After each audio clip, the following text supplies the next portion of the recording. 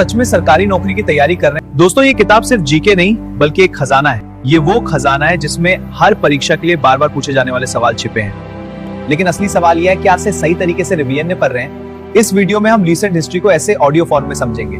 दोस्तों, इस किताब के साथ ना रटने की जरूरत पड़ेगी ना बार बार भूलने की। इससे टॉपर भी तैयारी करते हैं और वो ट्रिक्स जिनसे एक ही बार में पूरा चैप्टर क्लियर हो जाएगा। अगर सच में सिलेक्शन चाहिए तो ये वीडियो मिस मत करना। अगर वीडियो अच्छा लगे तो लाइक करके चैनल को सब्सक्राइब कर देना और बेल आइकॉन ऑन कर देना ताकि आपको भी वीडियो की नोटिफिकेशन डेली मिल सके। नमस्कार। नमस्कार आज हम थोड़ा गहराई से जानेंगे बुद्ध के मौलिक सिद्धांतों को।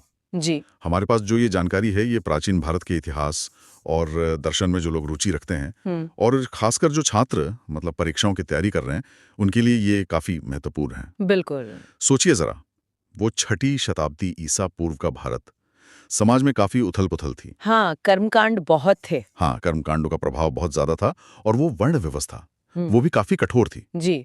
तो इसी माहौल में बुद्ध ने एक आप कह सकते हैं एक नया रास्ता दिखाया। एक अलग सोच। हाँ, जो तर्क पर, नैतिकता पर आधारित था और सबके लिए समान।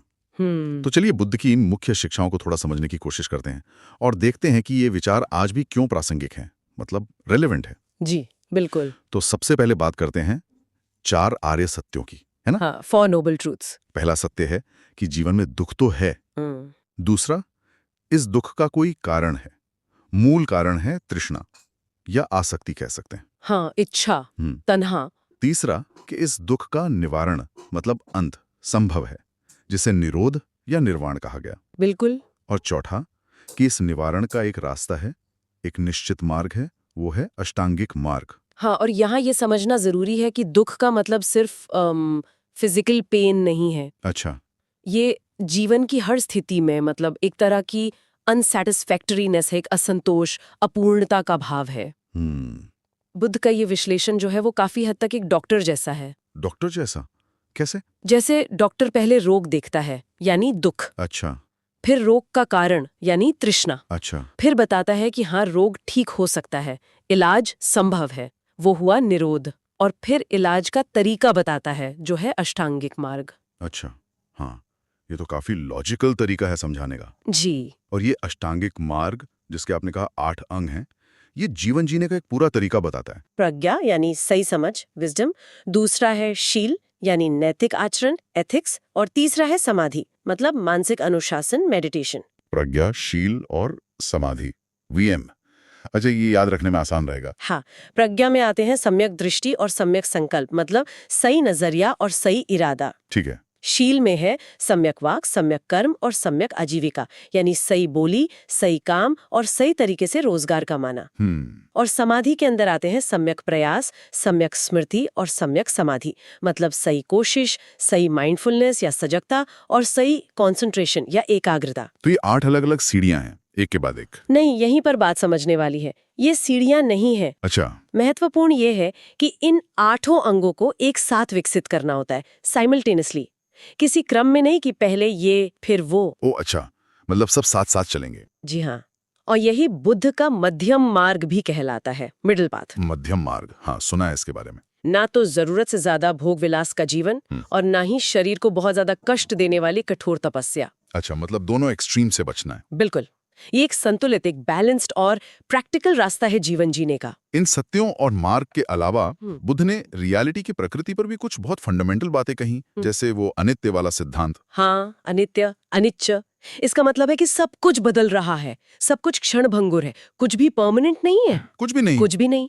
और इसी से जुड़ा है अनात्म का सिद्धांत, अनात्म, जो कहता है कि कोई स्थायी, कोई परमानेंट आत्मा या सेल्फ जैसी चीज नहीं है। पर ये अनात्म का विचार तो उस समय जो वेदों में आत्मन की बात थी उससे बिल्कुल अलग लगता है। हाँ, बिल्कुल विपरीत था। बुद्ध के अनुसार जिसे हम मैं या मेरा कहते हैं ना, वो असल में बस 5 चीजों का समूह है जो लगातार बदल रही हैं। 5 चीजें? हाँ, स्कंध कहते हैं उन्हें, रूप, वेदना, संज्ञा, संस्कार और विज्ञान।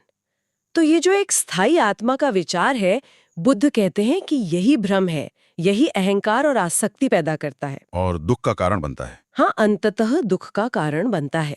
बुद्ध ने नैतिकता मतलब मॉरल कॉन्डक्ट पर भी तो काफी जोर दिया था। बहुत ज्यादा पंचशील दिए उन्होंने। पंचशील, 5 व्रत। जी, हिंसा से बचना, चोरी न करना, झूठ न बोलना, नशे से दूर रहना और व्यभिचार से बचना। और साथ ही करुणा यानी कंपैशन और मैत्री यानी लविंग काइंडनेस, इन भावों को विकसित करने पर भी बहुत बल दिया।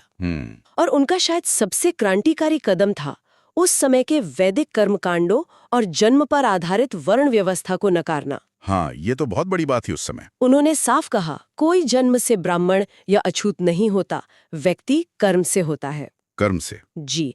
और उनका जो संघ था, जो कम्युनिटी थी भिक्षुओं की, वो सबके लिए खुली थी, बिना किसी जाति या लिंग के भेदभाव के। सबके लिए, महिलाओं के लिए भी? हाँ, बाद में महिलाओं को भी प्रवेश मिला।